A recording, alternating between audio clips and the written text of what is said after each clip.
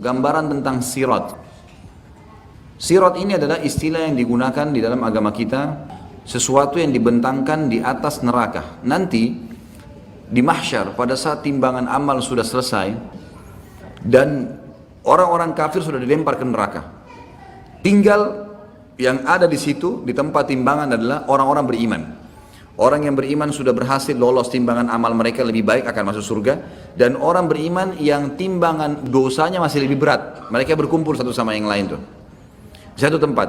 Maka pada saat itulah dibentangkan sebuah jalan di atas neraka, dibentangkan di atas neraka. Kemudian itu yang dikenal dengan sirat. Jalan ini berbeda teman-teman sekalian, bukan jalan biasa, jalan yang sangat licin, gelap, dipenuhi dengan besi-besi tajam yang akan menyentuh tubuh orang-orang tertentu. Di kiri kanan sirat akan ada malaikat yang siap untuk memotivasi orang-orang beriman untuk lewat. Yang sisi yang kanan, sisi yang kirinya akan menjatuhkan orang yang layak untuk jatuh. Dan ingat, yang lewat di atas sirat adalah orang-orang beriman. Tapi dua golongan, orang beriman yang lolos masuk surga karena di ujung neraka ada surga. Nanti setelah ditimbang amal kita akan lihat surga tuh, tapi jauh. Kita harus lewatin neraka, nggak bisa enggak. Ma minkum illa wariduha. Tidak ada seorang pun kalian kecuali akan melaluinya. Kata ulama tafsir adalah yang maksud orang-orang beriman. Kita akan lewatin neraka, pasti lewat. Dan kita akan melihat bagaimana neraka itu. Panasnya akan kelihatan, teriakan orang, siksaan dan segalanya itu dibentangkan di atasnya. Jadi ibarat kalau bangunan besar, maka ada lubang di atas neraka itu, ada sebuah lubang yang besar yang memang dari situ akan dicemplungin dan dimasukin orang-orang ke neraka, lalu para malaikat memasukkan mereka di pintu-pintu masing-masing dari 7 pintu neraka. Itu akan dimasukkan sesuai dengan siksaan mereka masing-masing, wa na'udzubillah. Nah, nanti kan dibentangkan sirat ini, kemudian akan ada golongan yang beriman yang lolos memang, baik karena tidak ditimbang amalnya lagi, para nabi-nabi, para syuhada, orang-orang soleh yang Allah karuniahi memang luar biasa, waktu ini dipakai untuk ibadah terus dan maksiatnya dia bertaubat. Kemudian anak-anak muslim mereka akan lewat sangat cepat melewatin sirat tersebut. Dan ini umumnya melewatin sirat seperti cepatnya kilat.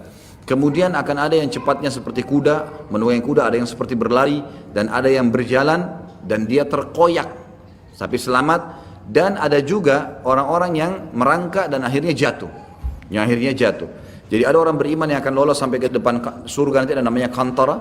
Dan ada orang-orang beriman yang tadinya memang beriman, tapi mereka dosanya lebih besar, harus lewat neraka dulu. Mereka juga melewati sirat, tapi ini akan jatuh terlebih dahulu. Termasuk nanti akan ada orang beriman yang misal dosanya 100.000, pahalanya 100.000. Lalu Allah Azza wa Jal bantu dia, ya, disucikan, dihilangkan beberapa dosanya sehingga amal solehnya lebih banyak. Nah, dosa yang dimaafkan oleh Allah Subhanahu wa taala ini sudah cukup untuk mengkoyak tubuhnya dengan besi yang tajam di sirat. Dia akan selamat tapi akan terkoyak. Itu semua punya dalil. Kita akan jelaskan dalilnya. Dimulai dari surah Yasin ayat 66. A'udzubillahi minasyaitonirrajim. Walau nasya'u latamasna 'ala a'yunihim fastabaqus sirata fa anna yubsirun.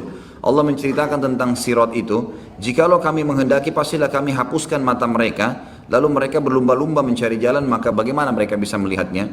Saksi bahasan fastabaqus sirat. Pada saat mereka mau lewatin sirat, Allah Subhanahu wa taala bisa hilangkan pandangannya. Sebagian ulama tafsir mengatakan dimaksud adalah mereka gelap, tidak bisa lihat sirat itu.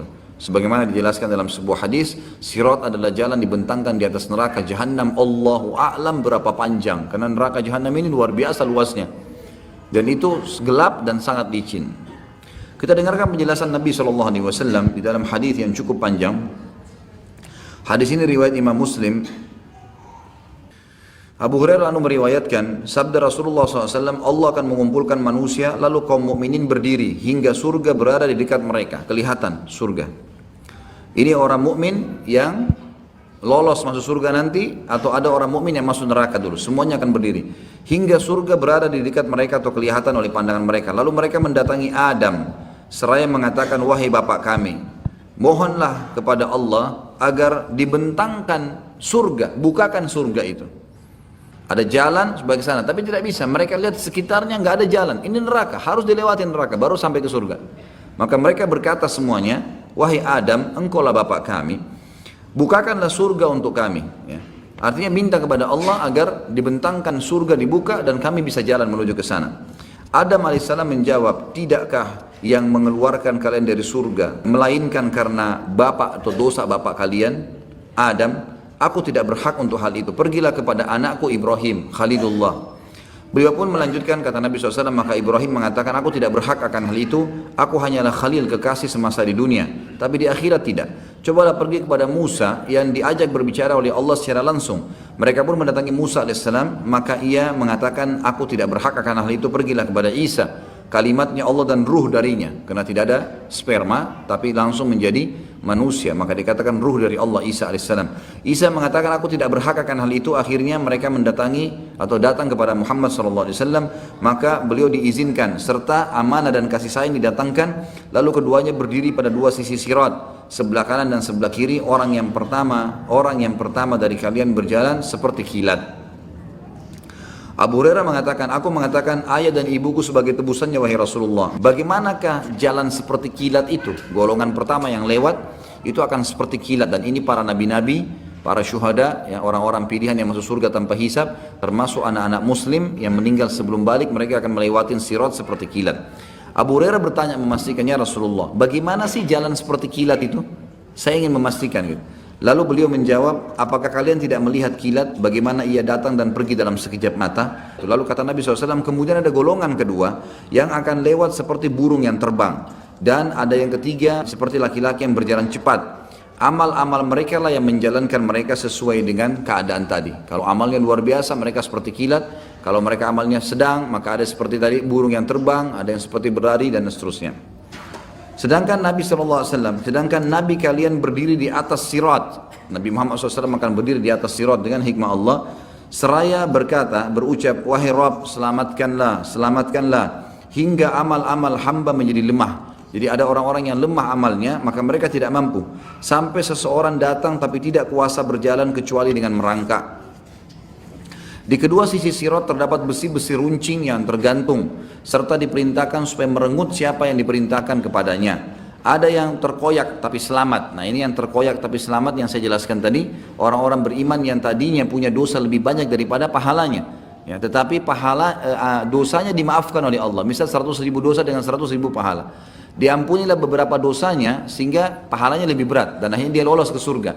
Tapi karena ada dosa tadi yang berimbang itu, atau ada dosa yang lebih dan dimaafkan, ini sudah cukup membuat mereka terkoyak, tapi mereka selamat. Terkoyak dalam arti kata mereka luka dengan besi-besi yang tajam. Wa na'udzubillah. Mudah-mudahan tidak termasuk ini ya. Kita termasuk orang-orang yang awal masuk surga tanpa hisab.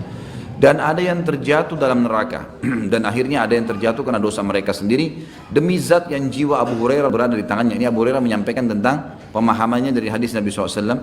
Demi zat yang jiwa Abu Hurairah ada dalam tangannya, sesungguhnya dasar neraka itu sedalam 70 musim atau 70 tahun. Hadis ini riwayat Imam Muslim.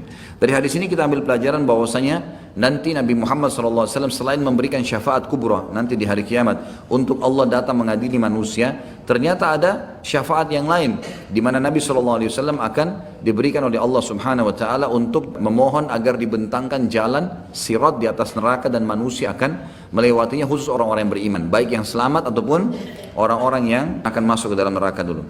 Riwayat yang lain adalah riwayat Tabarani dengan sanad hasan. Ibnu Mas'udin radhiyallahu anhu mengatakan, sirat dipasang di atas neraka jahanam seperti ketajaman pedang keras, licin lagi menggelincirkan. Di atasnya terdapat besi-besi runcing dari neraka yang menyambar. Ada yang berpegangan lalu jatuh di dalamnya dan terpelanting. Di antara mereka ada yang berjalan seperti kilat dan tidak lama kemudian ia selamat. Ada yang seperti kuda yang berlari. Ada juga orang yang seperti manusia yang sedang berlari. Kemudian ada seperti pria yang sedang berjalan. Kemudian yang terakhir dari mereka adalah orang yang diberi isyarat, ya, yang diberi isyarat oleh neraka. Maksudnya adalah neraka akan dekat sekali dengan dia sehingga dia bisa merasakan panasnya sambil merangkak. Dan akhirnya dia terjatuh di dalamnya karena masih ada dosa tertinggal, hingga Allah memasukkan orang-orang yang lolos ke surga dengan karunia dan rahmatnya. Hadis ini melengkapkan hadis yang sebelumnya tentang masalah ya bagaimana orang-orang melewati sirat nanti akan lolos ke surga sampai hisab, dan juga orang-orang yang harus melewati neraka dulu.